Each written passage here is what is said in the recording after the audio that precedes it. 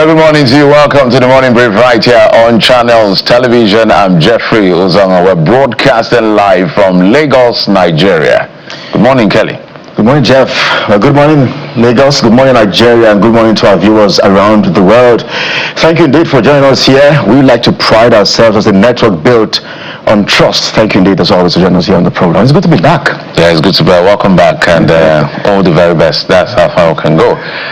Let's talk about a few things that Nigerians have been talking about. It looks like since the credentials of the presidential candidate was listed, and this is not the first time it's been published. It's the procedure in INEC, according to the Electoral Act, that before the election, a certain timeline is given where credentials of candidates will be presented or published for everyone to see. So that if you have queries and inquiries, you could go make those queries and inquiries, because for your information, now everything that has to do with credential is a pre-election matter. That argument is a back and forth, section 29 I think or so, but what has generated lots of controversy yet again is the president's credentials. Now the president, I've said that is surrounded by a lot of controversy, and I'm sure he's very familiar and used to this, because this is not the first time he's facing the issue of credential.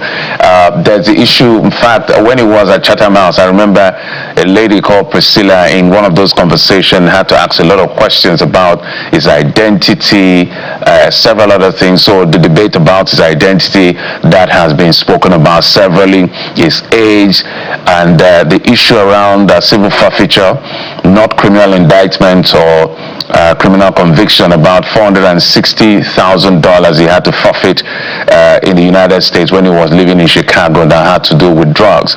Well, it was a civil forfeiture because he wasn't indicted or convicted. So as far as that is concerned, there was no conviction. And then the issue of whether or not he went to primary school, he went to secondary school. The opposition is saying there was a time he actually presented some credentials and some college in Ibadan, one college in Lagos. I listened to the gentleman yesterday, Kalu, saying that one of the things they dug out was the fact that there was a credential he presented one time that had to do with a school in Lagos that existed from 74, but he said he graduated in 70. And there's been a back and forth about the president's credential, the Chicago State University. But remember that this was an issue before last election.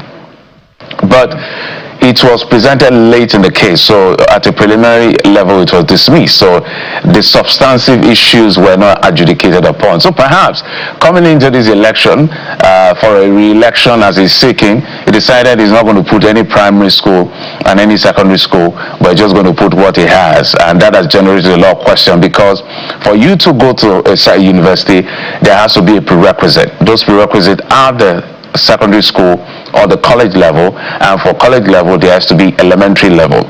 So it's now a question of whether it's a moral argument or a legal argument. Now where it gets interesting is the fact that according to section 137 of the Constitution, which is the ground norm, certificate forgery, for instance, is a ground for disqualification. Now nobody has said, at least by law, has proven that he forged any certificate. But what is troubling is it the choice of presenting a primary and secondary school certificate, or the inability itself? For context as well, what is required is school cert or its equivalent, which is the basic. The law says this is the minimum. The law did not give a maximum, so he chose to go higher than that. So the big question, Kelly, is, did President Bola Tinubu go to primary school? Did he go to secondary school? If he did, now he went to university, at least what we have available as a record from Chicago State. What did he present as a prerequisite? Those are going to be constant moral questions that will be put forward. And the way the law works and is framed right now, I think according to section 29 or so in the new Electoral Acts, because there's something called grounds of petition. Simply put, in plain English, is if you disagree about a candidate's whatever, the grounds under which you can take the person to court. In the Electoral Act 2022, it was issue around certificate was part of the grounds, but in this Electoral Act is being removed.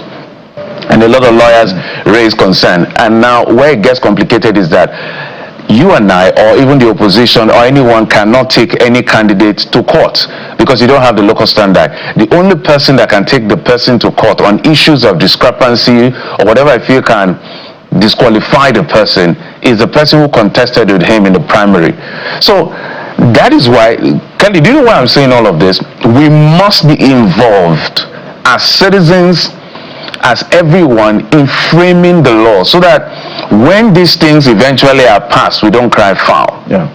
Because right now, let's even say you want to make a case out of this president's credential. I don't know how you want to walk around it with the electoral act as it is presently framed. Maybe with the constitution, because you're going to try to argue about forgery, which I don't think has been established anywhere. But the minimum qualification is school SATs or its equivalent. He has presented something higher than that. Yeah. So now it's a ping pong between a moral argument and a legal argument. Yeah. But I think the president will do us a lot of favor if he just tells us exactly what this is, because he just leaves everybody in a limbo. He's the president of the Federal Republic of Nigeria. Before you work here, before you work in any place, even you work with Exxon, Mobil, I think he worked with Deloitte. Yeah. So those places, he should have presented something. Yeah, well, do you understand? So all of this is just an issue that shouldn't have been an issue. If only he had presented these credentials for INEC, for everyone to see. Now it is believed he never went to a primary school. It is believed he didn't go to a secondary school. So how in the world did he even get a degree? What did he present to get a degree in the university? So politicians. Politicians are stressing us.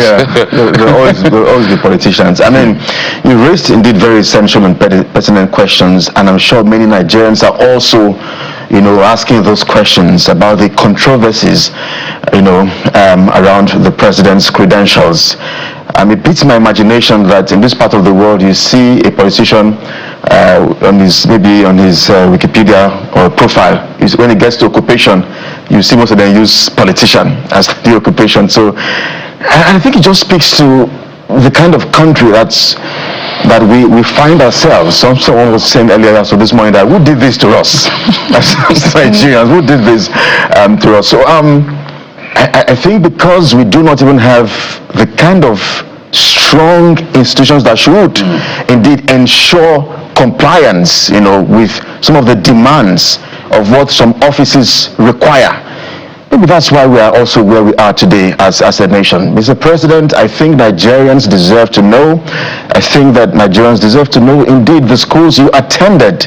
Bring it up. Let's know. It can't be that there's a lot of controversies around you. There's the controversy around your age. There's controversy around how you got money. There's controversy around your credentials. I think Nigerians deserve to know. But more importantly, Jeff, if Mr. President had perhaps done well in the eyes of many Nigerians, I'm sure Nigerians will not even care whether you went to secondary or primary school. After all, in those days, some persons they had informal education. People sat under the trees to receive education in this country some years back, But if perhaps Nigerians would have felt or enjoyed the dividends of democracy, the ideals of democratic, ideals and all of that, perhaps Nigerians would care less about whether you have a WAEC or you have primary school certificate and all of that. So I think for me, apart from the fact that Nigerians deserve to know the truth, is the fact that if you had even done better, perhaps in the eyes of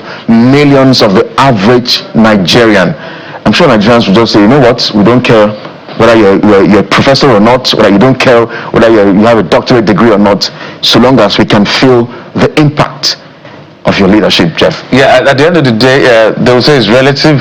When he went with the Catholic bishop, he was presenting the macro numbers. Yeah. The Catholic bishops are presenting the micro numbers, and all are correct at the same time. Yeah. But the most important thing is that whatever you do at the macro that is not compounding to all of us becomes almost null and void. We're not dismissing the macro being the foundation. However, again, let's also contextualize that in those days, too, people could go to school and go and read on their own without it. But we just need the certificate, because you need at least the certificate. Because I know that some persons actually stayed at home. Maybe they didn't have the opportunity to pay school fees, but they were able to sit down and write WAEC and at GC, that's what it's called. So, Mr. President, You are our president. I don't think capacity is a problem, but credential is a fundamental issue. Well, he has presented what he has, but the question, that's why I said, is more of a moral question now. But that's, Kelly, the reason why I raised the issue was, and the issue of legalese being a challenge, because whatever you do now, the only person that can challenge this president, as far as this issue is concerned, what's that gentleman's name? The one that contested with him in the primaries. For me, that was not a contest. It was just the APC trying to, check how solid they are on the ground, because President Tinubu and the gentleman that I'm even trying to remember his name. Is that Jerry in his name? I've forgotten his name. No, I've forgotten his name, but I remember from the southeast. No, I think it's from Edo State. I'll remember his name. The reason we're talking about this is because right now, the bill for state police will be presented to Mr. President on the 3rd, I think, of September. There is a call for a memoranda. Simply put, what can you contribute to this bill to make it work more effectively, so that governors don't turn this into private militia, the ones that are enemies of states? They are responsible ones. Well, you can do the judgment yourself. So the proposed framework will set national minimum standards, define state readiness, and grant clarification and clarify jurisdictional responsibility, ensure independent oversight, uphold human rights, and guarantee sustainable funding.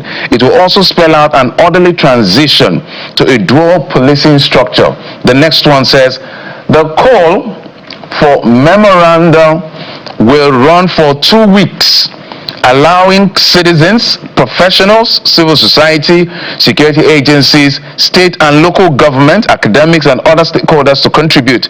Submissions will be reviewed and integrated into the draft bill, which will then be subject to federal national consultation before being finalized and sent to the National Assembly. So whether you're a journalist, citizen, professional, whoever you are, I think there was a kind of thing that happened with the Electoral Act. We missed a few things, and the politicians found a way to put some things that, if we saw it early, we would have challenged it. Now, this is an opportunity. This is a bill that can define our security, either take us to the El Dorado we are looking for, or totally destroy us. The president, the leadership of our country, has now given us an opportunity to say, as citizens, this bill is for you. What do you have that we can put to make it work? Please step forward as groups, as ethnic nationalities, whatever group you want to find, and make a contribution. Kelly. Yes, I think it's a fantastic idea.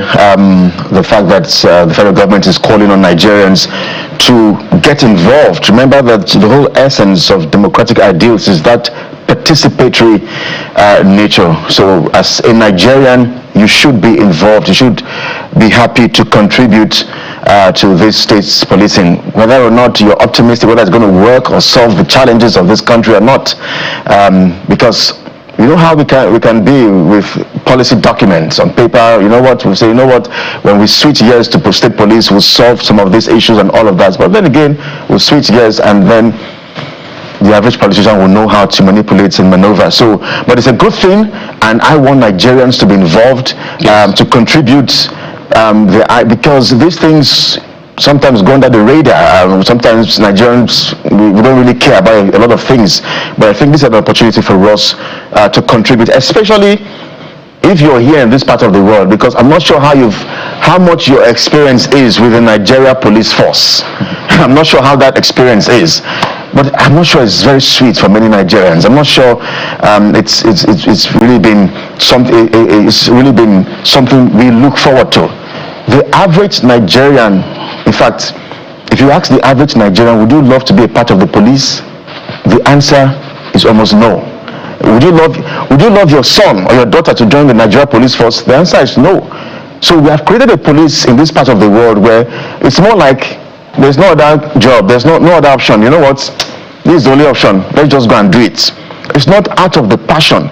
You know how you see the police in some parts of the world, and there's that pedigree, there's that prestige that comes with being a police officer in some parts of the world. But here, that's not the case. So, but I think that we can, and that's a reflection of our society in Nigeria. So I think we can contribute to this bill before Mr. President finally, pens his signature to it. I think we can.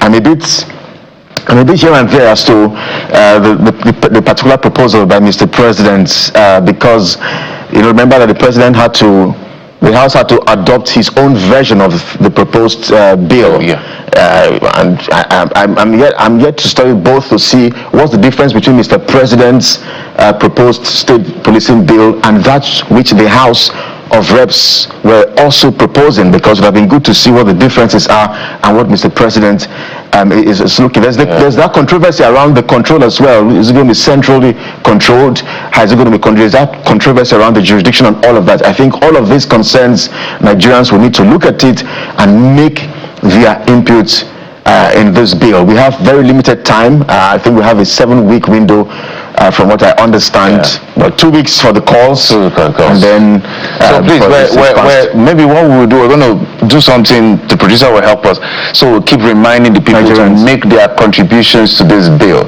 Let's not have a federal police with state branches. Let's have truly state police. Let's also not have state police that the governors or the state sub-national leadership will turn into their private militia for election. Let's also not delude ourselves. There are people that will want to abuse the process. So all of the concerns you have, the government has given us an opportunity now. Please, whatever group you can form, put together, but first see what they've drafted. So it is a duty of government now to make it available online for everyone to see. I have seen the Senate version, I've seen part of the House version, I have seen what I can contribute. So you need to go find out what these versions are that the government is proposing, and then you can make your own contribution so that we can make Nigeria great. Because as soon as it's passed into law, your complaint is going to be in the past until it's properly amended. But we'll take a break and we'll bring in our guest who is going to look at the papers for us. Stay with us.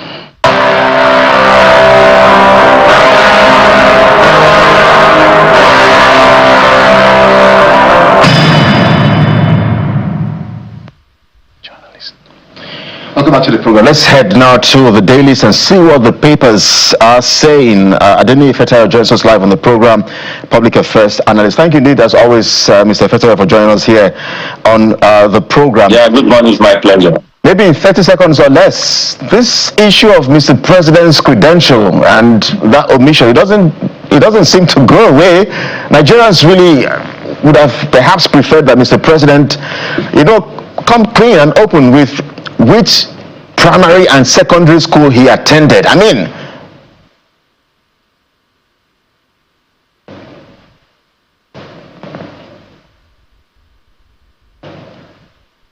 Mr. Professor, I think. Okay, well. Yes. Yeah. Okay. We can hear you now. I didn't hear your last statement. Yes, I was just asking. I mean, Nigerians would have loved to see which secondary and primary school Mr. President attended. Why is it such a big deal? No, for me, it shouldn't be a big deal. Like they said, either must come to equity, must come with a clean hands. And if party A or party B or candidate A or candidate B is bringing their from primary, secondary, and higher institution or whatever special courses that you attended or that make up for whether your primary or secondary education, you should come clean about it, table everything. And it's not just only in Nigeria, even when the issue of the birth of Barack Obama, former president of America, everything was printed out. So you have colleagues, or even if you cannot remember them, at least the institution, we know there are some maybe primary school in those days. Just come clean about it so that we can take that one out of the way and know what we are doing and which candidate are we voting for. Yeah. Well, the coming weeks will be really interesting so long as the countdown to the 2027 elections is concerned. But let's take a look at this. Nigeria this morning. It leads with that very essential story that concerns the average Nigerian. State Police Executive Bill lands on Tinubu's desk September 3. Presidential Committee warns it must not become 36 militias. I wonder what you make of this story, the fact that the federal government has given more like a 7-week window for Nigerians to contribute and participate in this bill. Yes, I was listening to your analysis, which was rightly so, saying that Nigerians should take the window, the opportunity, to make their own contribution based on the experience, especially average Nigerians, based on their experiences, from the hand of police or what they think they can do better. And of course, my own intent would be that they should make it local. Since we are talking about state police, it shouldn't be the way that you bring somebody from Borno State to come ahead the state police in Ogun State. So let it be someone who knows every nook and cranny of the particular state, and as well whatever it is that when it comes to the issue of funding as well, it needs to be addressed. I heard you people talking about, especially the front line, saying that the governors or whoever, the state actors, should not make it their militia just to intimidate or to win an election and all of that. So all those things should be looked into. And another thing I would suggest that in all the 774 local governments in Nigeria, there should be a kind of sensitization. These are some of the people, they are going to their farm, whatever. Sometimes you pass through the road, the way they are being extorted and all of that. So all those things, they should make some contribution, in as much as is something that will affect them locally. And I think the campaign also should be taken to grassroots as well, so that they will know what they are saying, what they are talking about. But of course, and I also like what you guys said, that maybe the producer, not just your channels alone, your TV station alone, other TV station, should follow suit, if it is weekly or in 3 days or bi-weekly, to make sure you are sensitizing the people. This is an opportunity so that we can get it right, because the nation Nigeria belongs to all of us. Absolutely, the country belongs to all of us, so we'll do our very best to sensitize the people, because personally, when I looked at the Electoral Act, if we were alert, there are certain things would have flagged. In fact, there are certain things that even happened in certain places that some of us raised questions, and some things where you look at it again and again. But let's go to the Guardian newspaper. FG orders pass burden of economic growth, stability to state governors. That's the post reforms now. FG orders pass burden of economic growth, stability to state governors. I think it's a valid call, even though it's nobody can be exonerated from the entirety of, because we're running a federation. But I think we focused a lot on the federal government, that we forget that the bulk of the money actually is at the state and the local government. That's the truth. When you combine the money that is given to the state and the local government compared to the federal government, you know that of course the federal government policy has very serious effect on all of us. But what do you make of this? Yeah, first and foremost, I think it was about 3 days or 4 days ago when I can't remember, last week, so to say, when the president met with the former governors and some traditional leader, saying that the kind of fund that were released to all the state governors, that is enough for them to make an impact in their various states. And just like you said, a lot of us look at the federal government, and because we feel that the buck stop at their table. But what has been given to some of these state governors, I think it's high time we begin to ask, in the last 3 months, what have you received so far? What have you used, with the resources, with the taxpayers' money? It's just that most of the time we don't ask a question, or some of the state governors, they pay party politics because we are not in the same party. I'm not getting what have you been given so far? What have you done with it? I prefer a situation where state governors, just like Minister of FCT, monthly media chats, come on your local radio or TV station and say, this is what we have gotten so far, internally generated revenue, allocation from the federal government, special grant, we collected 20 naira, 2 naira have been using for this project and that. So Nigeria can trust them more. The Nigeria can see that transparency. But because they have so many things to hide, of course, the federal government, they know what they were releasing. Just like President said that what are being released to this state governor is like times 4 or times 5 during those former governor tenure. So it is high time we begin to ask questions.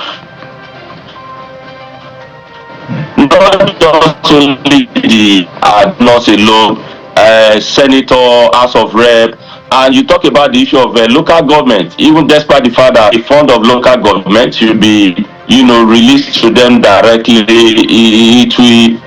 You won't be surprised that almost I may be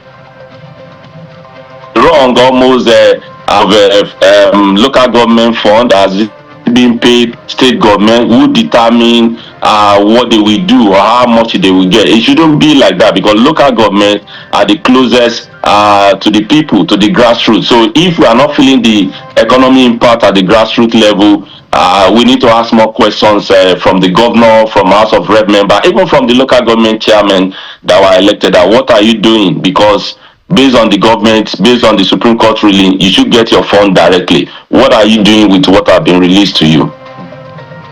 So I wonder who perhaps it's better fit to hold the governors to account, the people or Mr. President? Both they have a role, and I think on the part of the Mr. President to transparency matter a lot. These are the amounts that have been released to state governors so far. So ask them questions what they are using it for. But sometimes you see that the president too, they need some of these governors to win their election or to run some of their campaigns. So they try to shy away. They can just say it, just grease over it. But people need to ask questions as well, because just like we said, whether the state or the country belongs to all of us, we are all stakeholders directly or indirectly. Well, to be by law, the president really has no right to ask them what they are using their money for. His job is to release their money to them. The highest he can do is to appeal to them to be responsible, because it's a constitutional issue. The job of asking those questions first rests on the National Assembly, who represent those constituencies. The unfortunate thing is that a lot of those state assemblies, I should say, a lot of those state assemblies, sadly and respectfully, are appendages of the governor who do little to nothing in terms of holding these governors to account. So that is where the failure of institution comes in. The president can't even stop allocation. What President Obasanjo did in that time was illegal. He can't stop state allocation because it's a constitutional issue. Yeah. The highest you can do is to appeal to them to be responsible. Yes, of course. I know. I'm not saying you should stop their allocation. Yeah, of course, appeal to them and also be transparent about it. 20 naira have been released to this state, 10 naira have been released to this state. So it's left for the people, or just like you said, state of assembly, with all due respect, they say who pays the piper dictate the tune. Most of them are the appendage of the governor. So whatever the governor says, they are going to, but you just feel of the institution, to work on their own. We just see how it goes, but people must ask questions, because if you keep silent, it shows that you agree with what they are doing. Well, Daily Trust gets our attention next, Mr. Ifetayo. It leads with this story. We paid 50 million naira to secure Kebbi judge's release. That's a revelation by the family. We paid 50 million naira to secure Kebbi judge's release. That's the family speaking there. 50 million was paid, and that's perhaps the experience for a lot of Nigerians who have had family members, friends or associates or community members, village members, church or mosque members being kidnapped. It's the new oil, Mr. Fetayo, in Nigeria. Yes, I can say because government, they are not doing enough, because the responsibility of government is to, protect lives and property, of course the welfare as well, because the loved one, they are the first point of call, and that these terrorists or kidnapper, they are going to call and say we need so amount of money. But I don't know whether I should campaign for this, since they said if there can be a way of government, intervening on time before this thing will degenerate, that it's become lucrative. And of course, sometimes when they make some arrests and all of that, I've not seen enough prosecution of those kidnappers, that can serve as a deterrent, that is not a business venture, that somebody can be coerced, or one youth or somebody somewhere can be, influenced to partake in on these unholy activities. There's no amount of money people can pay so much just to get their family returned back to them, hale and hardy, and they don't want to be, maybe, of course, it might be or the breadwinner of the whole family. They need to do whatever they need to do. We hear they will say, don't negotiate with terrorists, don't negotiate with terrorists, but when the family are helpless, when they don't have anything to do, no assurance from the government, sometimes they do what they need to do just to get their, the head of the family or their breadwinner back home safe. And it's just an experience somebody want to go through. We are currently appeal to the government to do more to protect more lives and property, because that's why we voted them into power. Well, the debate over payment and open is going to continue. However, Anindi, you mentioned something. The government, apparently, we've said it over and over, not doing enough, but there are efforts being made. But I know there are convictions lately, several convictions that have been secured by the court. The State Security Service has secured those convictions, and we're expecting more convictions for those that have been arrested, and those that we have to book a date with, which is the one we prefer anyway. We can book a date with them and their maker, especially during those points. It's going to be better. But there are convictions that have been recorded by the Nigerian state from these terrorist organization. But let's go to the Vanguard. Yes. Yeah, so some of these convictions, I was having a conversation with somebody who said that sometimes is a conviction by relations. For example, a terrorist, a Boko Haram kidnap your family and say, go and buy fuel, go and bring this, and because they can only see some of those traces, you become an accused person and you want to be convicted and all of that. Anyway, I'm not saying they are not doing their best, but I'm just saying that they are not doing enough. They could do better than this, and just to secure Nigeria state. All right, lastly, let's look at the Vanguard newspaper. John Cardinal Michael, I think he's just spoken one more time, said Nigerians' quality of life took us to Tinubu, says we're done talking, tell president to govern better. The salvo that ensued, well, the cardinals told them, the bigger, and it's going to be a conversation for this election. The federal government is always presenting the macro numbers to say this is the foundation to what will compound to the micro. But the fact also shows that those compounding effects have not arrived. We have a lot of working poor Nigerians, 5% unemployment. So we have and then 63 to 70% poor people, whether it's multidimensional poverty that has to do with access or literal poverty that has to do with income poverty, all are in red, greater than green. So he said this is why we went to the president to tell him the truth. And he mentioned something that sometimes the reaction of the presidency kind of give credence to what he said. He said it's like the president's not used to being told the truth. And you see how they came with salvo and some of his aides at him. What do you make of this back and forth? Yeah, sometimes Nigerians too, they say that some of our religious leaders, they are not talking, they are not saying anything. And I'm glad when I saw the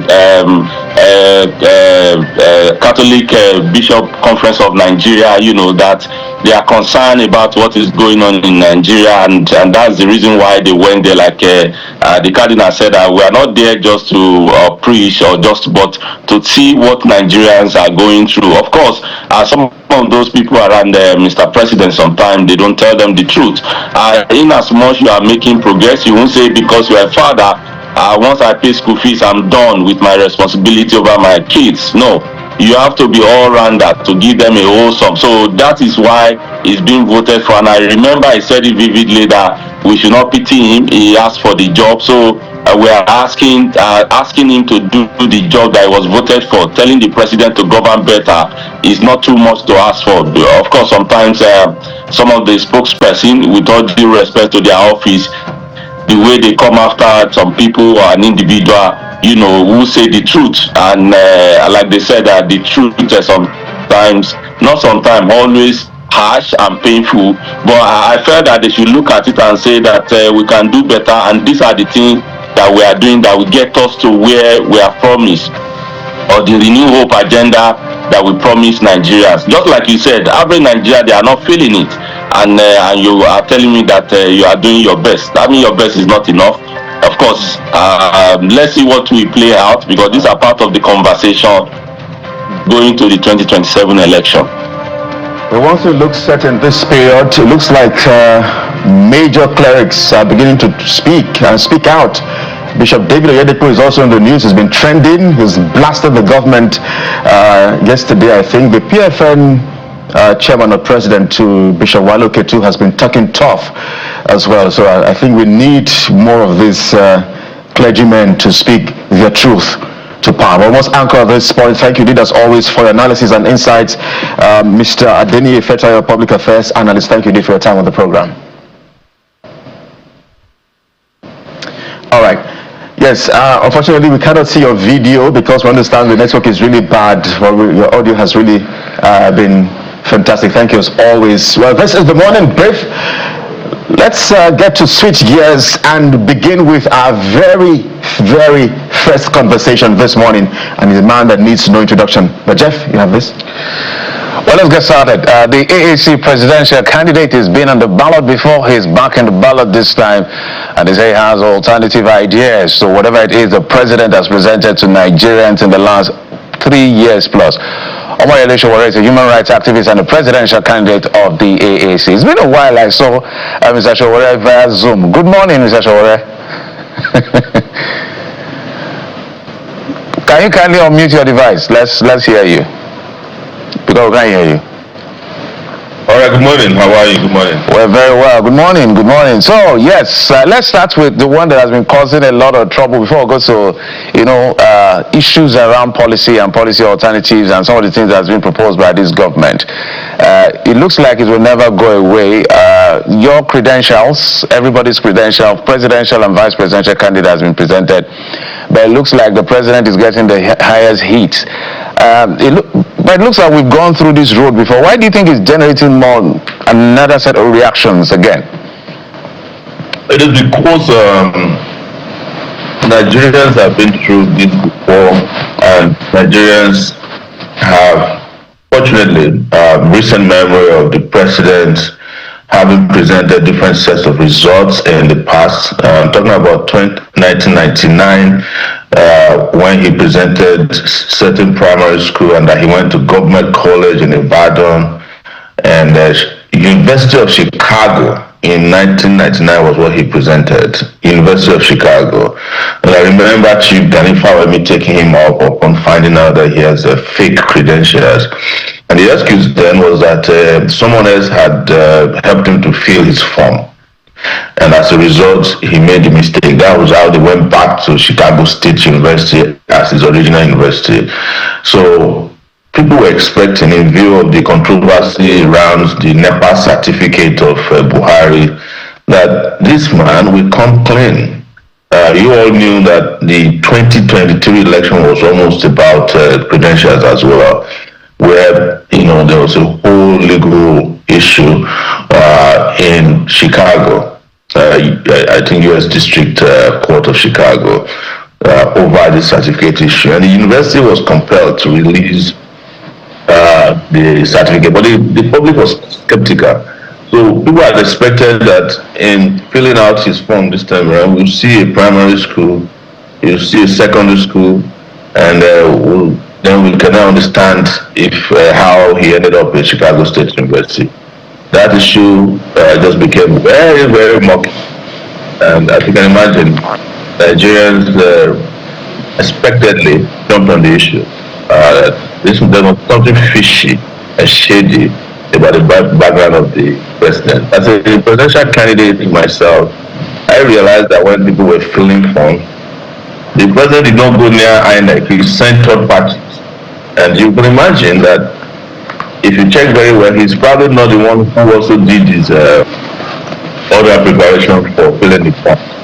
And this is not acceptable under the electoral, that the candidate doesn't even know the people filled out his forms or how his form got into INEC. So expectedly, Nigerians are very skeptical about the background of the president. that they have a shady background. If you add that to the whole legal issues behind drug pushing or drug trafficking in 1993, the issue of the fights in the U.S.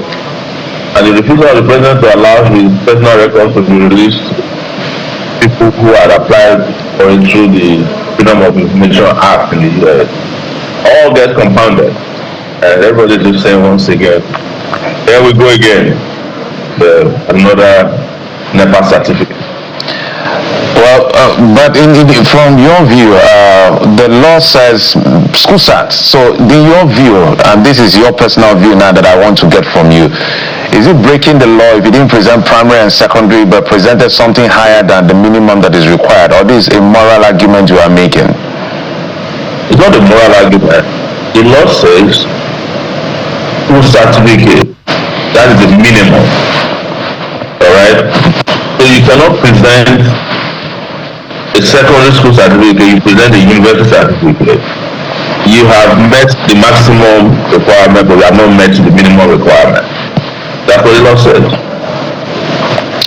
Okay, before I yield the floor to yield the questions to my colleague, let's talk about what is going on now. And I know your ideas centric, always different. There are so many things I follow and that you do online that I'm going to ask questions around. But let's talk about what is presently going on with the government. They have seen that, look, for us to be able to be effective as a nation, a lot of people believe that let's decentralize our security architecture, especially the police, by having state police. And we're seeing a lot of progress in terms of preparation for that state police. The latest is the fact that they're working on a draft that will be presented to the president, I think in September, for it to become a bill that will be forwarded to the National Assembly for consideration and passing. They've opened a 2 weeks window for everyone who has a proposal to that draft in terms of memoranda. So first question, what do you make of this? Are you going to make contribution, or this whole idea is really not it for you? Because I know you always have your own ideas. Well, let me make a clarification first. And my clarification is that I do not have any problem with state police. I don't have any problem with decentralization of security. But decentralization of security also means that we go back to full federal system. You should not cherry pick on decentralization. That there's one thing you like and there's another you don't really like. I am in support of state policing. I'm in support of local government policing. I'm in support of even campus policing. I'm in support of every town and village in Nigeria having its own police. My own issue is that they must be properly trained, they must be properly regulated, monitored, because my priority as far as these issues are concerned is human rights. And you know that also anybody who is involved in this police or policing must be appropriately remunerated. We must think about their pension, their salaries, so that you just don't hand weapons over to people who are hungry, who then become part of the security problem in the country. We've had enough of that. But I also align and agree with those people who say this is suspicious, that this is being rushed and is not going through proper parliamentary procedures for the enactment of a major law like this, because this is a major constitutional change that we are going to experience, and that it should have been open to public debate. It should have gone across the state so that the public can make inputs. But we are being rushed, and considering that the election year or cycle, and that Nigerian state governors are not trustworthy to be handed, security personnel of this scale, that people said, well, hey, wait a minute, why don't we just take our time to figure this out, so that we don't end up in the middle of elections with state police in the hands of these very ravenous political juggernauts who are called governors. Apparently some of the most powerful politicians in the country. So that's where my position stands, that I align with those who say let's be careful, because we can't entrust our security in the hands of people who we know to not have respect for human rights boundaries. Yeah. Mr. Shower, journalist, activist, politician, you have had your own share of a very fantastic, in quote, experience with the police. So I wonder, the window for calls for contribution, it's about 2 weeks for Nigerians to contribute. Do you think that is not enough? What's the duration you're proposing? It's not enough, because this is not just enacting a simple law. Here we are changing the constitution. The Constitution of Nigeria did recognize a national. So how long do you propose? How long do you suggest that perhaps Nigerians can have to probably engage more with the state's policing bill? I would say that we wait until the elections are over. Election is a major distraction at this time, and a lot of people who are election is 6 months, barely 6 months from now, and everybody is going to be more interested in how to campaign, how to choose their candidates, and how to ensure the elections are free and fair. To now insert state policing a very major constitutional change or fundamental federal structural change that could lead to structural damage or that could lead to interference with the election is not the best time. That is the only issue I have with the rushed, and that so when we are done with the elections, we can commence immediately with a conversation about state policing and who where in terms of breaking down the security architecture of the country. All right. All right. So, I mean, there are a number of issues of national interest to engage your views on. I know that if I ask you perhaps to rate the current administration, I'm sure you're going to reel out a lot they have not done. It's a question that you should no longer be asking me. Right?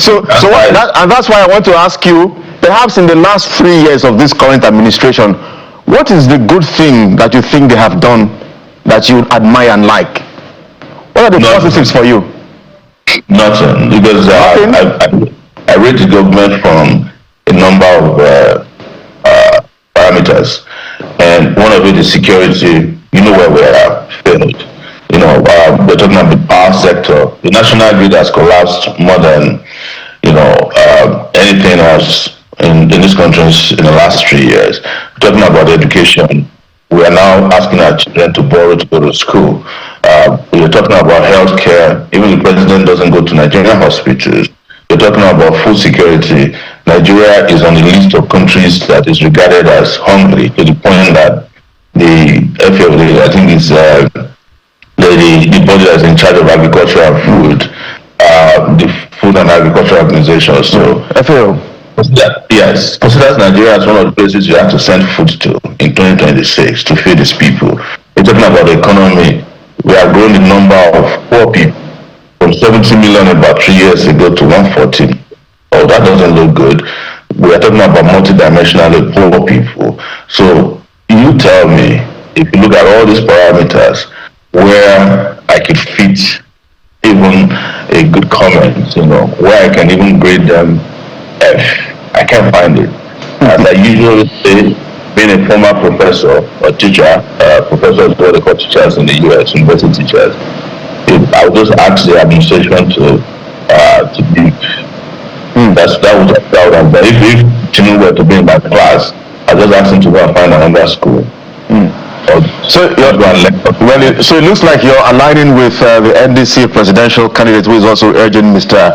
Tinubu to retire. But it's not a practice in this part of the world that we see politicians get to just resign just like that. But you've mentioned a few things. I'm not asking him to retire. I'm asking him to go back to school. Yeah, he can go and pay primary. So that's he's educated. I mean, he has a degree from the University of Chicago.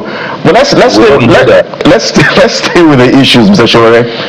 You don't know that the person who obtained the degree as government. So you've mentioned a few things, and I want to perhaps take you up on some of those issues, even though I do not hold brief for the government. The macroeconomics, on the macroeconomic side of things, we are doing so well. The CBN was awarded as the CBN of the year in the UK. That's a global recognition. And so on the macro side of things, everything looks good. The numbers, the GDP. it looks good. Let's just allow me land on the question so that you can respond to all of them. So it looks good, and the government is holding that. You know what, we are doing well. Very soon we're going to translate to the micro side of things. You've mentioned health. The government would argue that, you know what, President Tinubu is not the first president to go abroad for medical tourism. His predecessors have always done that. Senators, ministers, and even governors have done that. You've mentioned education, for instance. The government could brag, for instance, and say, you know what, we are helping students with their fees. That's a means of perhaps apply some sort of palliatives for the effects of removing fuel subsidy. So I wonder, you think all of this don't hold water at all? They don't hold up. When people want to come to power in Nigeria, when they are contesting for office, they specifically make promises. And so maybe we should start by judging the current administration over the promises they made. In fact, Tinubu made it clear in the area of power sector that if you are not getting 24 hours electricity by the time I'm done with the first tenure, don't vote for me again. We are very close to the end of the first tenure. So he has failed in that power sector. He has failed in the education sector because there are still 13 or more million kids who are out of school. You haven't been able to fix that. You are giving student loans to people who already can't even afford to pay for it. You are using your own loans, your own resources and revenue to give them money to go to school. Even America that started it is looking for a way out of giving loans to people because it's distress. Instead of giving grants, scholarship, and building more schools, they are not building anything. So when you want to deceive Nigerians, you want to deceive people, you start breaking economies into macro and micro level. You say that the Central Bank of Nigeria got an award from somewhere in the UK. The central banking system is not a Nobel Prize award situation where somebody, if your central bank gets an award from any of these award-winning organizations in the UK, which I'm sure you don't even know where they came from, it doesn't mean anything if your people are hungry, if your monetary policies are in shambles, if your currency is weak, if your job market is is tanking, or your inflationary system is rubbishing your people's quality of life. What are we talking about? We've always heard it before that the central bank got an award somewhere, and at the end of the day, when we are done with the central bank governor of that same period, you send the central bank governor to jail for having committed massive economic crimes. So please, let's just be serious for once and stop showing we got an award from here on the base economy. Don't break any macro. It's not as if I don't understand micro and macroeconomic theories, but I want us to pin it down to the quality of life of the Nigerian people. Yeah, that makes sense. Are you doing better than you were 3 years ago? The answer is no. Yeah, Mr. Shore. Yes. Macroeconomic policy and your central bank awards. Yeah, I'm sure you understand micro and macros because that's your presidential candidate, and they are good. I'm not debating that. I'm sure you do. I've just confirmed. I just said I'm sure you do. What I'm saying in essence is that there are good and bad sides, which you've highlighted. But let's talk about what I have followed on your platform that you propose. I'm a bit curious, so that we'll break it down. So our listeners to Taiwo Yedele, who is the Minister of Finance and Coordinating Minister of the Economy, and the data available shows that Nigeria unemployment number based on the ILO standard that they brought in a few years ago is about 5%. I don't know how that helps policymakers, but that's what we have to deal with. But we also have the poverty numbers from the ND Nigeria Development Update from the World Bank keeps it at 763. Some say it's 70, but the minister, I think he said it's about 70. So his deduction, inference says that if we have unemployment, that number, and then we have this number of poor people, whether it's income poverty or multidimensional, which is accessibility poverty, it shows that we have a lot of working poor people, which has to be addressed. I'm saying, given this background to what you will do, because you said, correct me if I'm wrong, that if you become president of Nigeria, you will make the finance minister, AI will be our finance minister. I'm a bit lost. So maybe you can help Nigerians understand what you mean by that. You should not be lost. What I'm saying is that the word AI is artificial intelligence, and I am going to get rid of all this overhead of people who drive SUVs to go to work for a job that can be done by artificial intelligence. What is the job of a finance minister? He goes in there, they discuss monetary policy, they discuss fiscal policies, and then mostly in Nigeria, the job of a finance minister is to pay contractors and take his own cut out of it. I'm saying mostly, and attending meetings and explain. I'm saying that I can sit somewhere, have an AI model that can do most of that work. I would say 70 to 80% of it, especially on the side of tabulating revenues, ensuring that payments are received and paid. And at the same time, not only will they get rid of the office of the finance minister, most of the job is doing, is also going to help us with auditing. So we will not need an auditor general of the federation. We will need an accountant general of the federation. All these offices can be merged together by AI. I am explaining to you that in view of where the world is headed, to cut off most of this overhead, I am going to now waste my time on these civilians who are walking around and giving lectures at seminars over economic systems that are not working, by concentrating a lot of the work that can be done with the help of an AI. A country, I think Albania, actually has an AI minister, a minister that's called, I think, Aurelia or something, whose job is to assist with a lot of their AI needs. There's also in the UK, a minister has been assigned to handle AI. And don't forget that I'm one of the first persons to invent the internet, to the extent that some 20 years ago, I came to Nigeria, or 15 or 17 years ago, I said that everybody who is still publishing physical newspapers should move online. They made fun of me. Look at where we are today. I don't know the last time anybody saw a physical newspaper. So we have come to a different industrial revolutionary period, and artificial intelligence is going to drive that period. And each time there's an industrial revolution, the world becomes a better place. And if you doubt what I'm telling you, you should look at what is prevailing in the world. The role of, in fact, I think in the next 5 years, this conversation will become obsolete in the next 3 years as to whether the role of AI. Yes, a lot of people still want to see the faces of the old faces of their bureaucracy. I want to get rid of them. That is where the idea came from. And I want to say finally that there are now economic models that are built around AI, around these new industries that will fetch you more revenue than our crude oil or whatever we've been used to. So you better get ready for it. I know that when Shore comes to say something, everybody will just critique it simply because they think I'm crazy. And then one day they'll come to realize that I was right. In 2019, just want to say briefly, I was the one who told Nigerians to embrace the cannabis industry as a product that can generate revenue. They said, they still want to ban it. Canada now makes $4 billion every year from cannabis.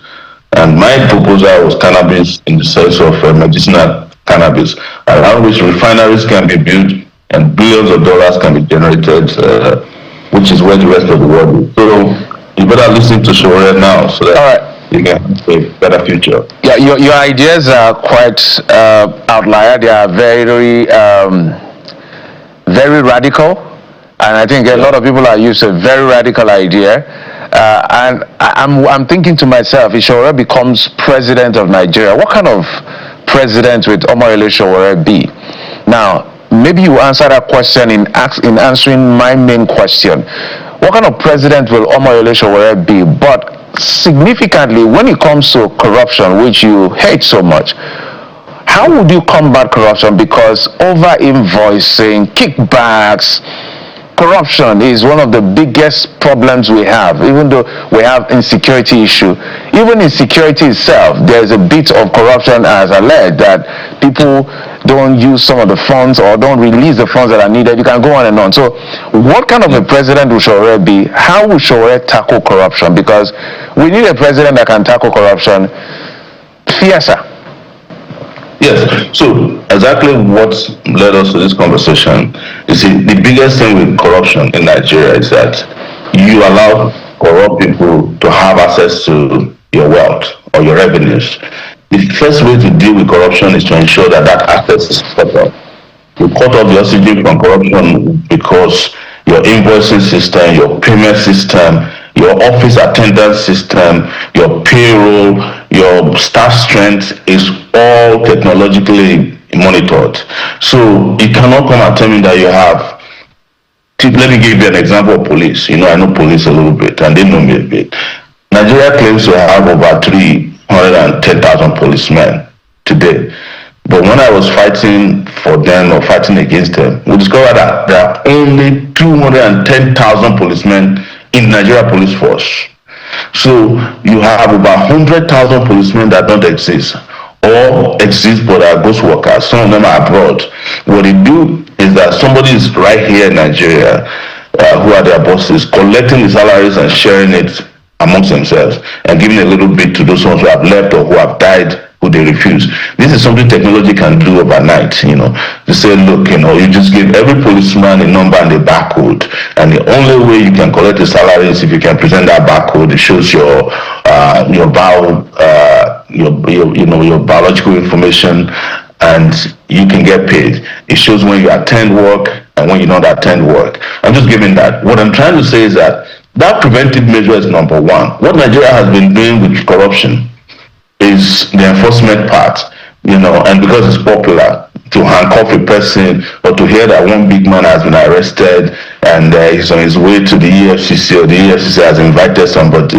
Nigerians love that, and it is because they know what corruption has done to them. So the first thing is to prevent the thieves from getting their hands on your revenues, your resources. If that is taken care of, we can go to enforcement. And with enforcement, I will introduce special courts. There's no reason somebody stole 8 billion naira or 20 billion naira or 200 billion. Now they're stealing trillion. And the trial takes 8 years. And by the time you are done with the trial, all the witnesses have died, or they have, some of the witnesses that are even working, that are supposed to testify against them, have been employed by them, or they are the ones now paying their dues and their pensions.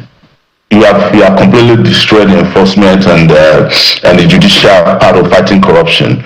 And the last part of it is, like I have said, is to shame corrupt people.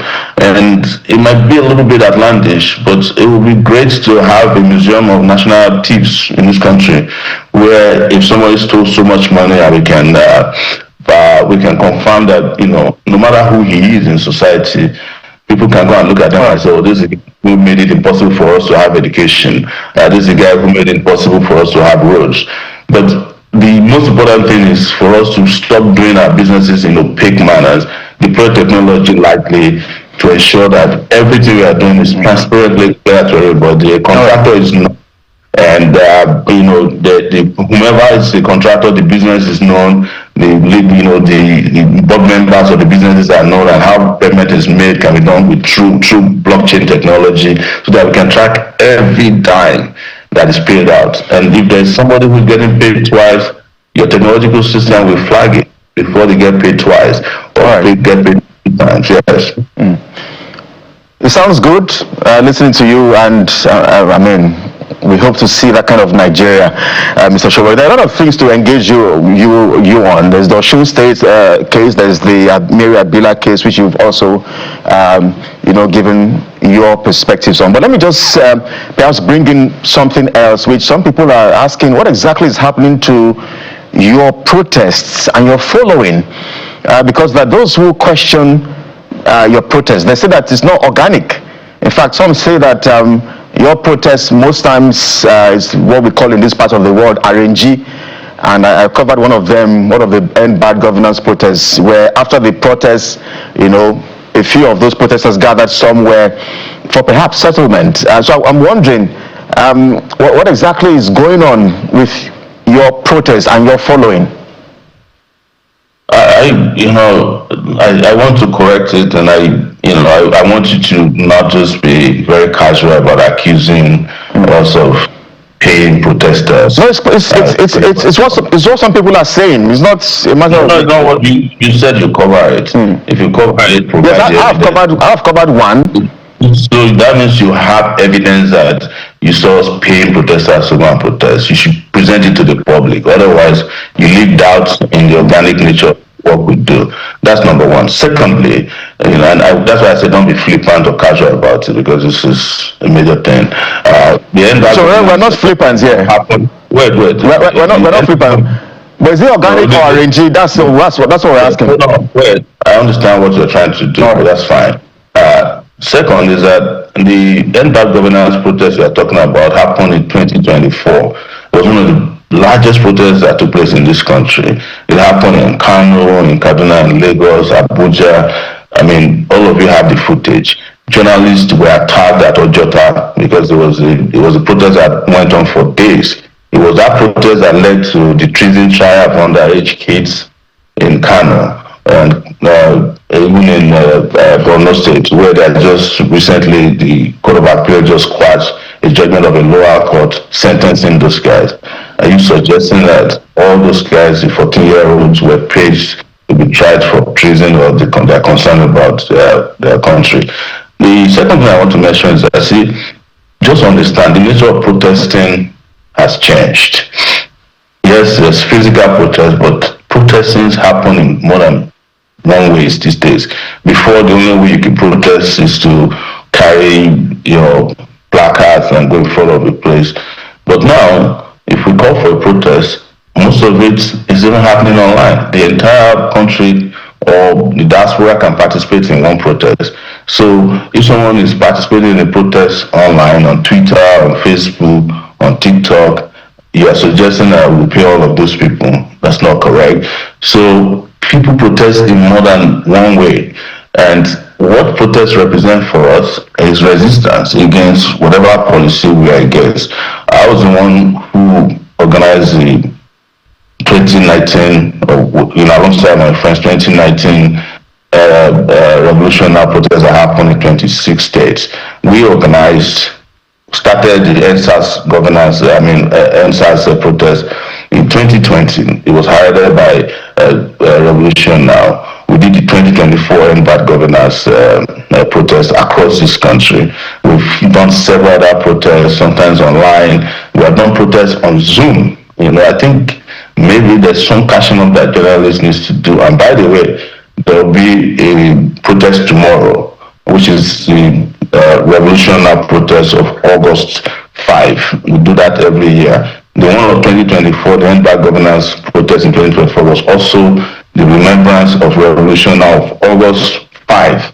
So, because I was arrested on August 3rd, 2019, and every year ever since then, even when we couldn't have many people, we protested. So protest is no longer limited to people going around physically protesting. Protest has evolved and decentralized, and we have gained more impact protesting than. All right, Mr. Shore, we're totally out of time. Great conversation always with you, but 30 seconds. I'm wondering, we've known you from when you were in University of Lagos. We have your record of fighting for democracy, even in the face of the military. One wonder, is it that you've rejected a national honor, or you've not been given a national honor at any time? Why don't you have a national honor? Because I feel that you deserve a national honor. If anybody proposes and include my name in this national dishonor, I'll sue the person for as much as my reputation can take. I'm not just, generally I hate awards, and because awards have been bastardized in Nigeria. So on a personal level, I hate awards. So I don't need a national honor. I didn't start protesting because of national honor. I started protesting because of national, personal dignity for everybody in my country. All right. They can keep the national honor to themselves. I don't need it.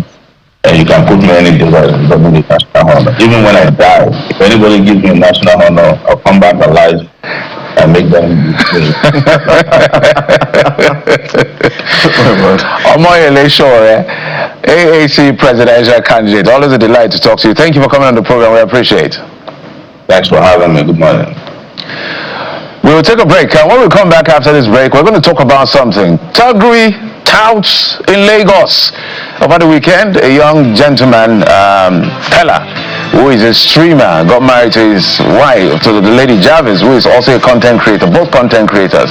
But some of the videos emerging, they are not really new, but it's becoming very concerning that whether you drive a regular car or you drive, the very expensive luxury cars, it looks like you're not safe in some parts of Lagos where people literally, when begging becomes literal harassment, and it's becoming a very disturbing concern. I saw a video of one of those gentlemen in this car literally almost having a panic attack because of how it was overcrowded by these young boys on the street. How do we make young people productive in Lagos and stop this aggressive begging and thuggery and touts?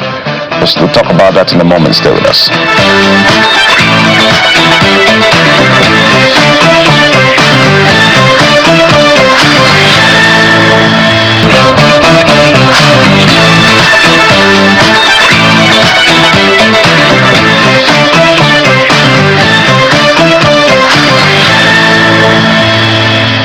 Welcome back to the program, everyone. Aziz Adegoke is the 2027 ADC House of Reps candidate at Tiosa Federal Constituency here in Lagos. He joins us live on the program. Mr. Adegoke, thank you so much for agreeing to talk to us here on the program. Well, thuggery is such a big deal in this part of Nigeria.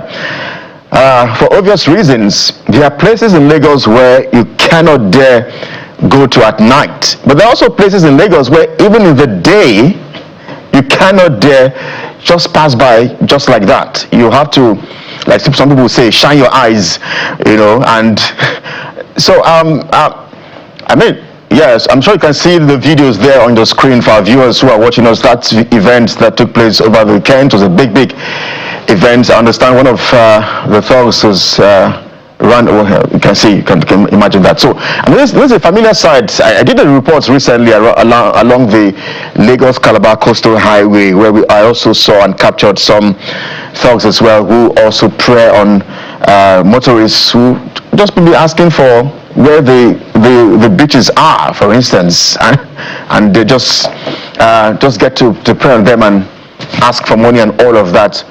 Why is this so much of a concern for Lagosians? And does it look as if the state government doesn't have a solution to thuggery here in Lagos? Good morning, by the way, our wonderful host.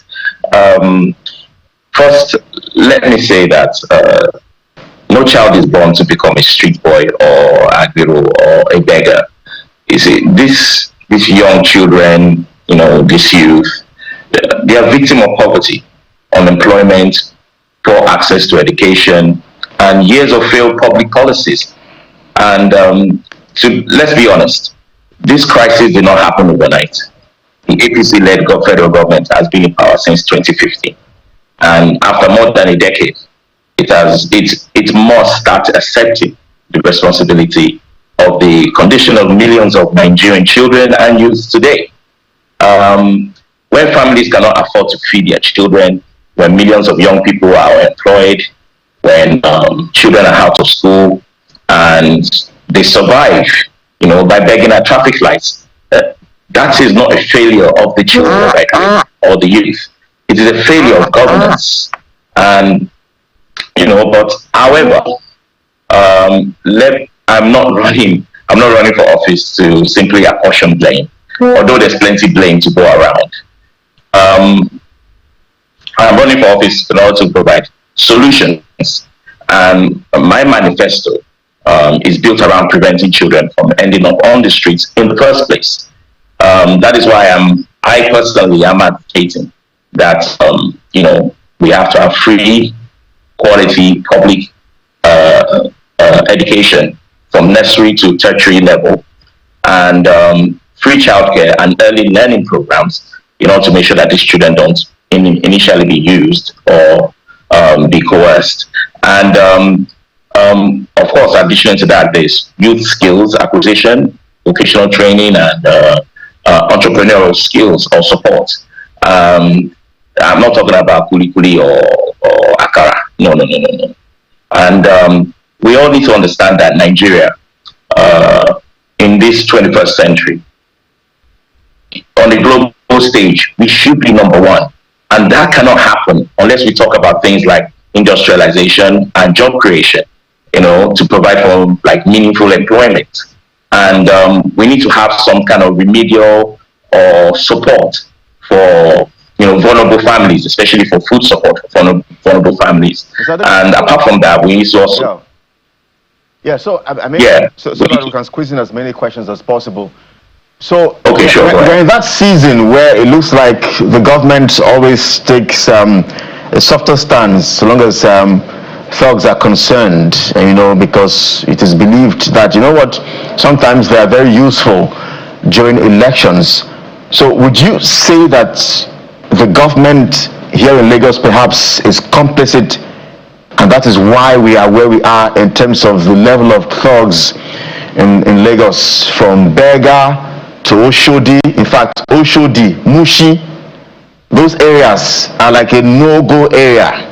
You have to be very, very careful. Even the historic and landmark Lagos-Calabar Coastal Highway, there are shanties along that axis, and the government would argue that, we've demolished some of those shanties and they keep coming back. But I wonder if you think maybe perhaps because it's just a few months, it's an election year, as would say, do you think the government is complicit? Well, like I said earlier, the government has a lot of blame to take in this thing, because this is like a failure of policy or governance. No matter how we all look at it, I don't think there's some kind of malicious behind it. That the government was not, has not been competent enough not to take the right step, take a bold step towards the right vision on how to treat this problem.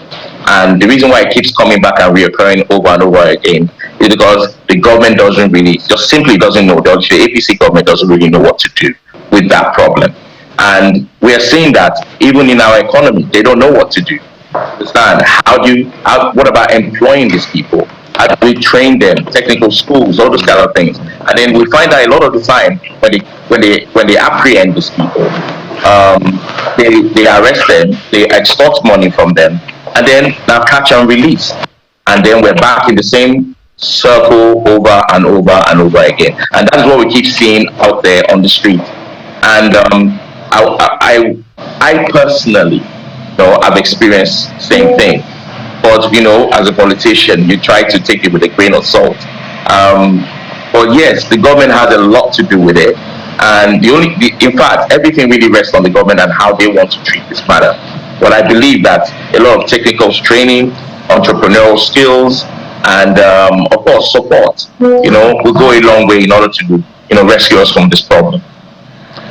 Aziz, I'm looking at those pictures and the video, very disturbing. Some of them, these are not children, some of them. Some are very able-bodied men.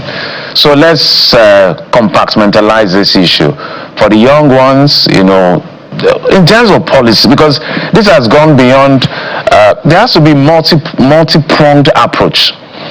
If you see what goes on, especially on the island, whether it's for the very young boys or for the ones who are meant to be, almost old enough to be fathers in some sense, even being part of all of this. Talk to us about something that can be done drastically. Now we're talking about them chasing luxury cars. If you go to the market, for instance, that's why I say it looks like this whole thing is institutionalized and the failure of government, which I would like you to address. If you go to the market, let's say maybe Tejuasho, or you go to Butero, you dropped your goods on the ground. Before you know, you are surrounded. You're asking yourself, what exactly did this person do for you that it needs money? You go to buy electronics somewhere, you're driving towards your estate, they'll stop the vehicle that is carrying your electronic to pay. For what exactly? The kind of things we pay for in Nigeria is very disturbing. I went to use my money, I paid VAT, I paid all kinds of things. I'm going home with a vehicle that has come, they have to pay. So this is becoming too dangerous. So there is a part of education and all of that. In terms of, if you were in Governor Sanwo-Olu's position, if you had to advise him now to stop this as soon as yesterday, so we don't get a situation where somebody is being run over, where people are afraid to go to events because of how they'll be harassed, where we see people that dress like soldiers, we don't know whether they are soldiers, being escorting civilians, content creators. It's very embarrassing because of fear and anxiety. What would you tell the governor?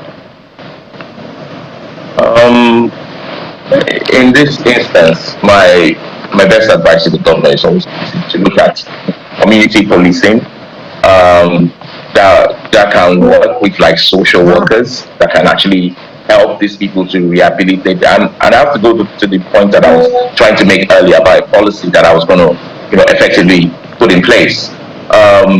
Is rehabilitation and then reintegration programs for these youths and for these people, that are having a hard time, living with society. And I say living with society, and they're already on the streets and they need those rehabilitation measures and programs in order to bring them back into the fold of society. And we're talking about skills, like when I said skills acquisition, to bring them into those training and then obviously give them those entrepreneurial support.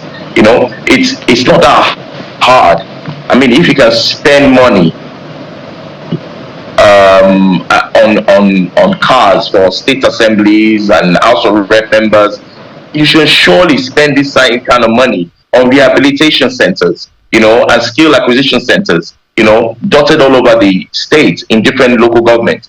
That will go a long way in order to bring these people back, from where they are. And we have to look at this one, and we have a lot to do in terms of like discouraging this kind of behavior. Because Aziz, I'm not trying to cut. My apologies. My apologies, Aziz. I'm not trying to cut into your thoughts. I will not sit here and pretend that these guys are not weapons in the hands of politicians, and it's not a unique Lagos problem. I was born and raised in Rivers State, so I understand very well what violence and all of these things mean. And now politicians can, do all kinds of things, and they'll always deny. We cannot deny it. Now elections are coming. These are what you're seeing. These are weapons in the hands of politicians. Do you really think, if we want to be fair, and that's why I'm asking you that question, that people that are potential weapons in the hands of politicians, an election that we suspect is going to be very, very, very tough, they will do anything about these people? But these are our children. We cannot deny these are our children. I feel your pain, and I understand the situation as well and the gravity of it. You understand? Because I'm also running for election, and definitely this is not the kind of thing that I would like to have on the election day. We all want a clean, free, and fair election, and yes, these people can be used as tools on election days. But we have to also take into consideration that the APC government, I don't think they're actually willing to address this problem. If they really want to address this problem, like I said, there are ways we can address this problem, but it has to start from really, trying to rehabilitate them and bring them back into growth. Because let me not lie to you, a lot of it has, sorry, I don't mean to go out there against any celebrity in any way. These are successful Nigerians, and they give money to street children, or these beggars, or these touts, and or this, harassing behavior. You understand? I do commend them. Don't get me wrong. I commend every Nigerian who shows compassion to those in need. And kindness, of course, is never wrong. And I will never discourage anyone from helping another human being. But we have to ask the bigger question. You understand? Should our children or should our youth have to depend on handouts at traffic lights or event centers or at markets? And I believe that the answer, for a lot of us is no. Because charity, one thing that celebrities, they know how to do, of course, is charity. And charity provides relief for that day. But good governance creates opportunity for tomorrow. Which I keep harkening on back is that this goes back to the government. The government has to put policies in place in order for that to be solved. And yes, these people are up on election day. So yes or no? Yes or no question. So I mean, you're running for office, and in this part of the world, you know how when you're running for office, right now I'm sure people are calling you honorable. I'm sure when you enter some places, they'll call you Egbo mi Agbalagba, Baba on boys. So are you saying that when you get to those places, you will not do the needful that the boys on the streets would require you to do?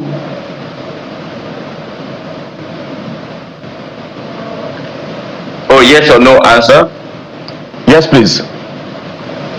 Hello? Yes, please. Yes or no? Yes or no? Yes. Well, no, there's a culture in politics which has been indriven into all of us. And it's good to appreciate those, who obviously appreciate your presence. They're willing to listen to you. I don't just go out and go and drop money out there. No, we have a meeting, we discuss, we talk about the future, how it's going to look like. What are the policies, how it's going to affect their lives, and of course, it's good to ingratiate them, and for the fact that they came all this way to listen to you, to understand what you want to do for Nigeria, and for them as well. There's nothing wrong to provide like a little stipends for them, maybe to get a drink or food or something while they listen to you. That's not a bad idea. Of course, you can do that kind of thing, but I don't think you just throw money at them. No, it's even wrong. I don't think that's the way forward. All right. So what you give them is yours is stipends. You don't. It's what you've called it a very fantastic name. What's anchor at this point? Certainly, the reality is that the kind of politics we play in this part of the world has been heavily commercialized. It's been monetized, and so I know that you politicians. I'm sure you should take the responsibility for it. We must anchor at this point, Aziz Adegoke's the ADC 2027 House of Reps candidate, Etiosa Federal Constituency here in Lagos. Thank you indeed for your time on the program. My pleasure. Thank you very much for inviting. All right. Well, from this, let's switch gears now and talk something really, really essential: the missing persons in Nigeria and the continent. Jeff? Let's bring in our guest. Delphine Bemin is the coordinator of Protection of Family Links International Committee of the Red Cross. She joins us virtually. Thank you so much, Delphine, for coming on the program. Thank you very much for having us. For us to try to explain, of course, a little bit what we're doing on. I'm not sure we can hear you yet. I don't know what's going on with the network, but it's not as clear. We'd like to hear what you're saying, but maybe we'll sort that out. But she's from the Red Cross, and we're talking about missing person. I want to walk through a bit of the data that are available, and she will do all of that for us as well, and talk about what efforts are being made in terms of the issues around missing person. Delphine, can you hear me now? I can hear you very well. Can you hear me? Yes, fantastic. I think we can hear you very well. Welcome to the program. The question, I think the natural first question is, what is responsible, or let me ask it differently. We have a couple of people missing in thousands in Nigeria.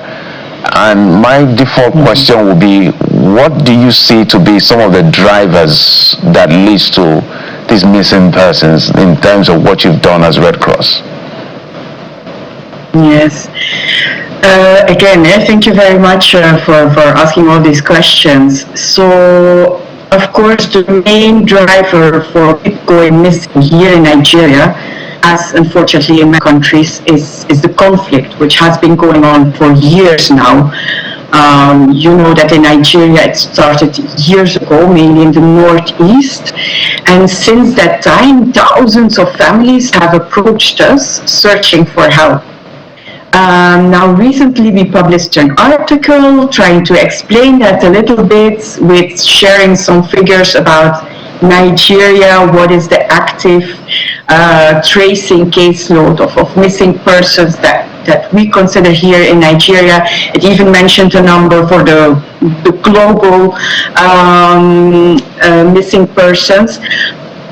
I have to say there that whatever figure we mention, like for example in the articles, it only is the people who are recorded, the families who came to us and who are registered with us. It never reflects the true number of missing persons, whether that's in Nigeria or globally. Whatever figure we share is just whoever came to us, and often, unfortunately, that's only the tip of the iceberg. It's only like a fraction of the true number of missing persons. So as we speak actively, from your database in terms of reports, how many people are still missing? Because I know there was an update in terms of the numbers. What do we have right now in Nigeria? How many people are missing in the entirety of the country from your record? Yes, so for many years we've recorded that we had approximately 24,000 people people missing, meaning people again who were known to us as being missing because their families came to us at some point. But throughout the years, we realized bit by bit that unfortunately we were also losing contact. And once you lose contact with the families, so we try to reach out to them, send bulk SMSs, go to their houses and visit them, but often we didn't find them anymore. We tried to call them, they were out of reach or completely inaccessible. And if that happens, and after many, many, many attempts to reach out to those families who once approached us, if you really lose touch with them, we cannot really continue that proper active searching also for the missing persons. So we had to be transparent. I think we have to be as a humanitarian organization. And so for those who we lost contact with the families, we kind of put them a little bit on the side, and we will try to focus actively, really trying to search for about 17,000 people who we recorded as still missing and with who we still have contact with the families. So that's why we had to update a little bit the figures. Yeah. Well, definitely at 24,000, it's really disturbing and concerning, and I hope the government takes note. Would it be out of place to say perhaps maybe that number maybe accounts for more than 50% of the continent's data around missing persons? And then plus my second question would be, here in Nigeria, which parts would perhaps dominate those numbers in terms of missing persons here in Nigeria? Which part of the country dominates those numbers? Well, of course, the ICRC, so the International Committee of the Red Cross, were mainly active in the Northeast, meaning Adamawa State, Yobe State, and Borno State, which tend to be the most affected. Of course, also other parts of the country are affected, absolutely. And in those parts also, it's more, let's say, the Nigerian Red Cross were very active. It could sometimes be also like migration related, but if we're talking conflict related, it's definitely the Northeast. And I have to say it is an important number of families in Borno State who reached out to us to seek for help. So that kind of gives you a little bit of an idea, I think. Well, Daphne, I hope we have you with us. We couldn't hear you again. All right. So if in the Northeast, perhaps one would say the driver there could be mainly banditry or insurgents and all of that. In this part of Nigeria, the southern part of Nigeria, southwest, south, southeast, and all of that, what would you tag as perhaps the drivers of missing persons here? Of course, as a Nigerian, it's slightly different. Northeast is mainly conflict related, and as us, as the International Committee of the Red Cross, our mandate is mainly linked to the conflict. So we're more active up there, Northeast. However, in the rest of the country, you have all bunches of the Nigerian Red Cross, and if somebody has a missing person there, it's better that they can go and search to contact the Nigerian Red Cross, of course. And of course, it's different, slightly different situations, let's say. All right, so let's talk about some of the success stories. You talked about 24,000. Maybe you can give us a period, if you will, maybe in the last 1 year, in the last 5 years, how many persons have been successfully found and reunited with their families? Okay. To highlight again this way, we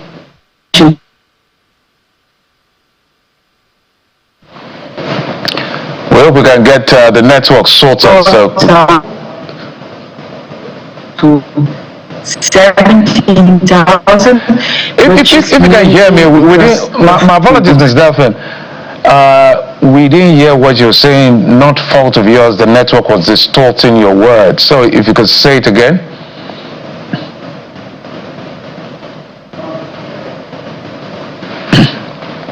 Oh dear. So we hope we can get her back. But the issue of missing person is very troubling because the lack of closure is one of the most mentally psychological trauma that people who have family members who have to deal with these issues experience, because you don't know whether the person is dead or alive, and it could be tens of years or many years. But I was asking about the success story, and we were trying to get your words. The network was distorting it. Can you repeat what you said? I don't know if you can still hear me. I see an issue a little bit with the camera, but I hope you can still hear me. Yes, please go ahead. Okay, so then it's good.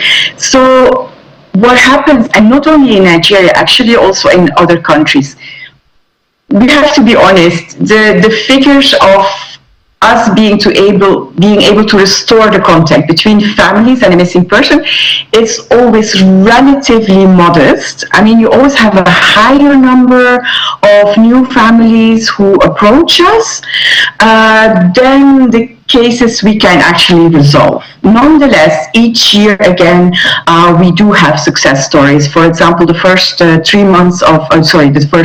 months of this year, we had about 300, let's say, cases who were resolved. So meaning there was again restoration between the families and the missing person. And then just to underline, if for example, one of them is, let's say, a vulnerable adult or a minor, then we don't just only restore the family contact, and we also actually physically bring them together. So, and this goes on and on. I think only very recently we had again 2 success stories, like physical family reunifications in Mobi State, in Mobi. So that's always good, and it continues. Yeah. Well, Daphne, perhaps there is a family listening to you this morning who want to report a loved one or loved ones who are missing. Just how can they go about that? Okay, well, it's relatively easy in the sense that they can reach out to any Red Cross office, so meaning the Nigerian Red Cross, or if they need Nigerian Red Cross volunteers in the field where they are, where they live, or they can also come to the offices of the International Committee of the Red Cross. So you have an office in Damaturu, in Maiduguri, and in Mobi. And we have a call center, which is a free number, which anybody can call if they have a concern about a missing relative. And the number is 0800 5000 4000. So I'll repeat it once again, 0800 5000 4000. So from Monday till Friday, there's always somebody there to help you to answer your questions. Maybe 2 questions in one as we begin to round off our conversation with you. I mean, this is a generation of AI. I'm wondering, in terms of tech, how can this play a role in terms of helping find Nigerians or persons who are missing? And then maybe Nigerians as well. How can Nigerians also help the Red Cross, help the ICRC with this devastating number of missing persons? Cool. So concerning the first question, what we try to do is also really evolve. And for example, now open source information, as you know, that there are also other organizations who kind of have this kind of tracking tools online where they record events and then incidents that happened, for example, in the Northeast, an event that happened, and then they also try to track the movements of the population. And this is super useful for us, because when a family comes to us and tells their story, which is always the beginning of the puzzle, then of course they only know when it happened and what happened, but they don't know what happened afterwards with the person who went missing. But if you use those tracking tools, then sometimes you can see the population movement going from whatever incident happened to another location, and this can then help us also that guide us in our search process. So that's already one of the tools we can use, definitely.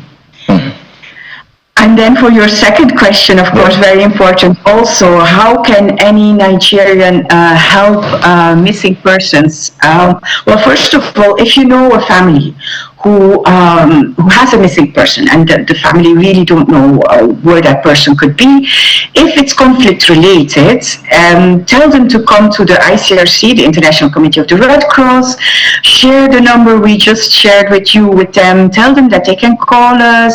If it's any other situation of a person going missing, maybe more, let's say, migration related, they can also contact the Nigerian Red Cross, who we work constantly together. Also signs of solidarity, because being missing and being a family of a missing person often puts them in a kind of state of not being visible anymore, and maybe people don't dare to ask too much, but sometimes a small gesture of solidarity, of care, or of interest can already lift a little bit the morale. And then very last point I would like to add is that at the end of this month, so on the 30th of August, globally there is the commemoration of the International Day of the Disappeared, which of course we try to put all those families who have a missing loved one in the center of all of it. And if at that day we all have a kind thought for those families, that would be great, of course.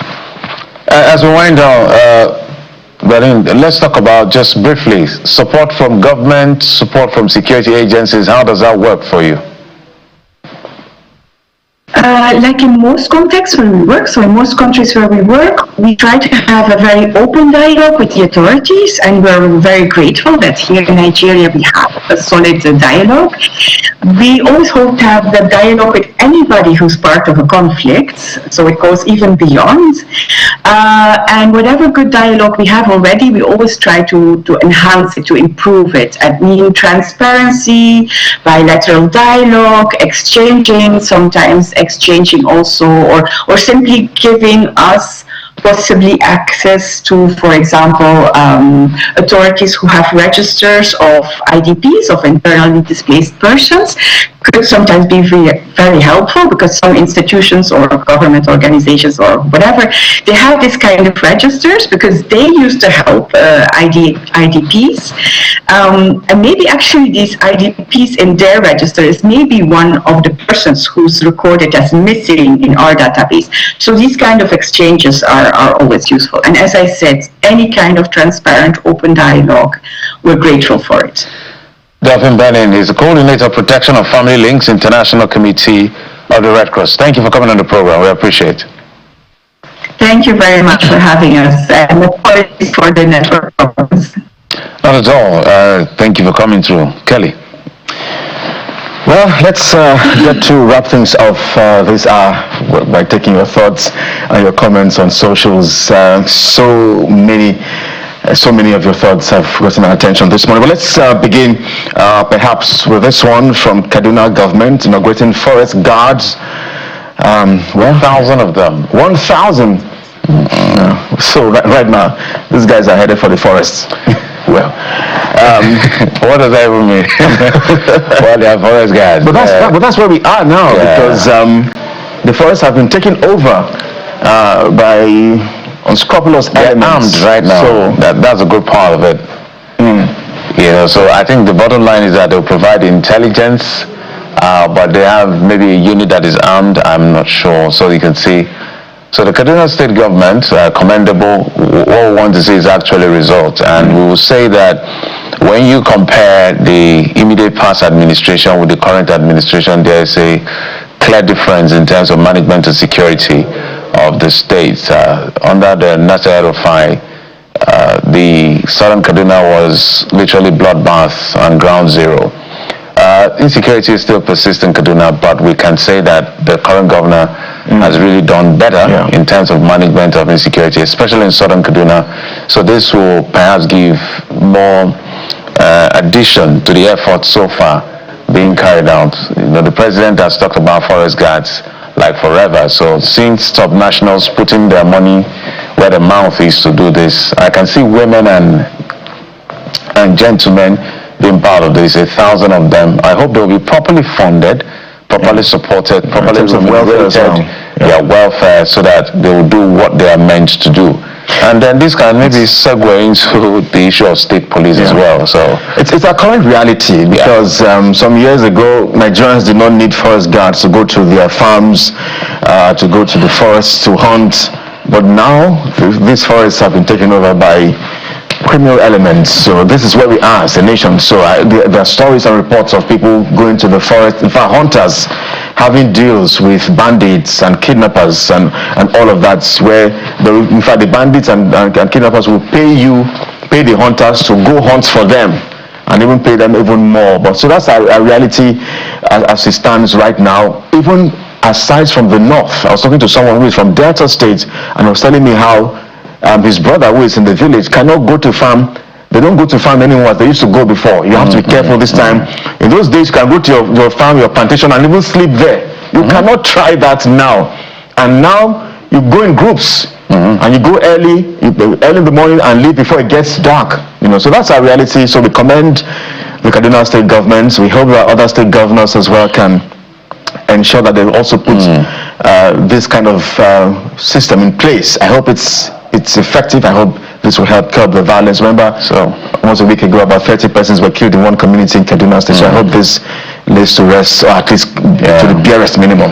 Yeah, there are so many things that a couple of things that needs improvement in Kaduna, but this governor has ticked a few boxes. Management of security, and his latest of getting a Christian from southern Kaduna is a plus. So I think he's managing the diversity a bit more better than the previous administration. Let's go to something else. The WTO DG, our very own Dr. Ngozi Okonjo-Iweala, was in Delta State for the investment summit, and she made a presentation talking about management of public resources. Let's take a listen. Endowments alone do not add value. Budgetary allocations alone do not lead to new roads, to good maintenance. We lack a maintenance culture in the country. I have to say that. I'm Nigerian. We need better ports and digital infrastructure and lower trade costs. Execution is what matters. And successful execution requires focus. It requires prioritization. Governments can improve infrastructure and regulatory frameworks to a specific location, which in turn allows for the pooling of labor, inputs, and ideas. With Delta State's gas assets that we've heard about, and working with the federal government, this is key, working with the federal government, you have an important ingredient for the essential infrastructure. Maintenance culture. I think she also mentioned the fact that every state needs to look for their own competitive advantage.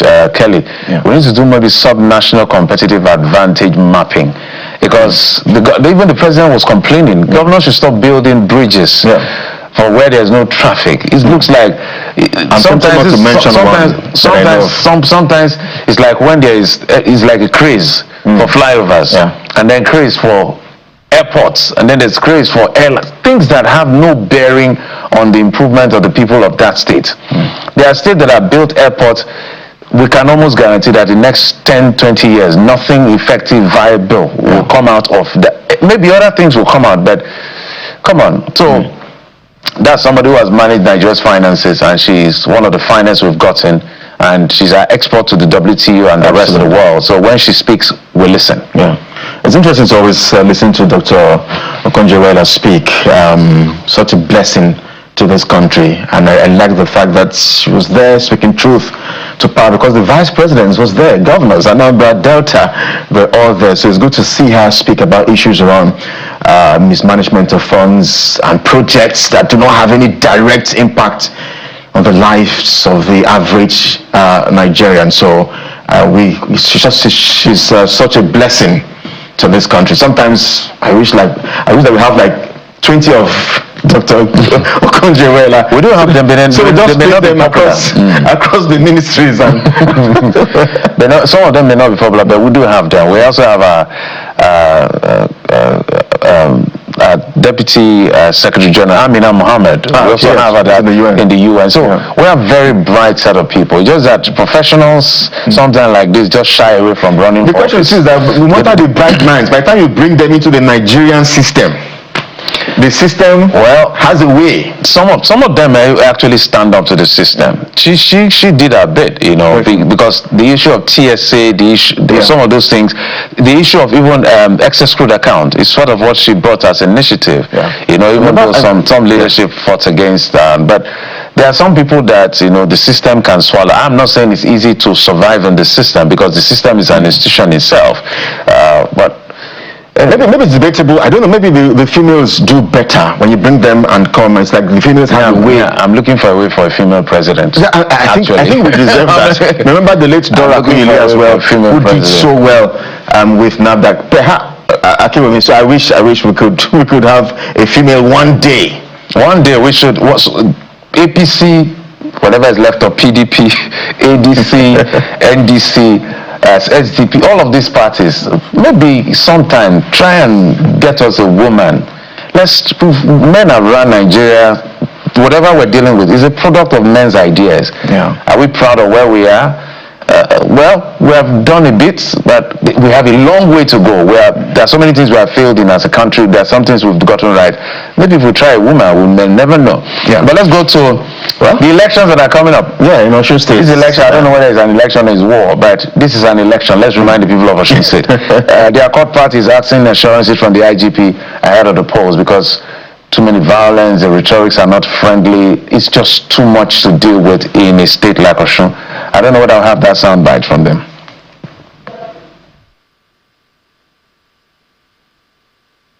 We want the Inspector General of Police to give Nigerian people and the people of Osun State words of assurance and affirmation that the election that is coming will be credible and that the police still have the capacity to provide security for the safety of the people of Osun State. We have every reason now to be worried about the position of the Inspector General of Police. Just last week, we made complaint about the reckless arrest of citizens of Osun State and being detained across the country in different prisons, in different police stations. But interestingly, after people of good conscience raised up their voices against the reckless abuse of government institutions in Osun State, the Inspector General of Police sent a signal that the Commissioner of Police be transferred out of Osun State. And immediately, 26 of our members who were unlawfully arrested were released. Interestingly for you to know now that the Commissioner of Police who was said to be transferred has now been returned to Osun State. We were rightfully informed that the Inspector General of Police was threatened that the Commissioner of Police must be returned to Osun State, and now he has been reinstated back as the Commissioner of Police in Osun State. It will interest you to know that the Commissioner has been returned back by the police. Now the Nigerian Police now have two commissioners in Osun State. One is to monitor, one is to supervise the election, and the current commissioner we've complained about is to provide administrative support for the election. What an election! What a country! Interesting. I think because the argument again. Sorry, Kelly. The argument again is that sometimes there's politics in between. Now that's Belumi, by the way. He's a spokesperson of the Mole Campaign Council, which is for the Accord Party. I know that sometimes commissioners of police have a running battle with the governors, and sometimes it's political. It could be that the commissioner of police is doing the right thing and the governor is not comfortable, or the commissioner of police himself is doing the wrong thing against the government. So it depends on who to blame. We may not really know who is responsible, but if the IGP has decided to say, look, because the IGP actually told the governor things and also told the commissioner of police that, look, I don't want to hear this complaint, so that is why he transferred him. So to hear that he's back is very disturbing. It may compromise the entirety, but we don't know all the details, so we'll just leave it as it is. Well, the governor has also been talking tough, Governor Adeleke, and he's warning President Bola Tinubu. I think the president needs to address this because it looks like he cannot warn the president, just can't advise the president. He can advise, but I think the president has to do something about this because these allegations are becoming too heavy around the police, around the APC in Osun State. And we're just counting down. We're just barely 12 days to go in this election. elections, and the politics has been heated so badly up, and we're just wondering indeed, beyond the words of the IGP saying, oh, we are assuring Nigerians, it's beyond the words now. We want to see action beyond those words, and I hope that no life again will be lost as a result of these elections in Osun State. In the words of Two-Face Idibia, politics is not war. Please, the people of Osun State, take it easy. It's just an election. Go there, let the best man win. No life is worth anybody's ambition. So let's take it easy. Thank you for your time and company. I'm Jeffrey Zama. Bye-bye. Well, the sun is set to rise, and that's why Sunrise Daily is up next right here on this network. I'm Kelly Egiga. Bye now.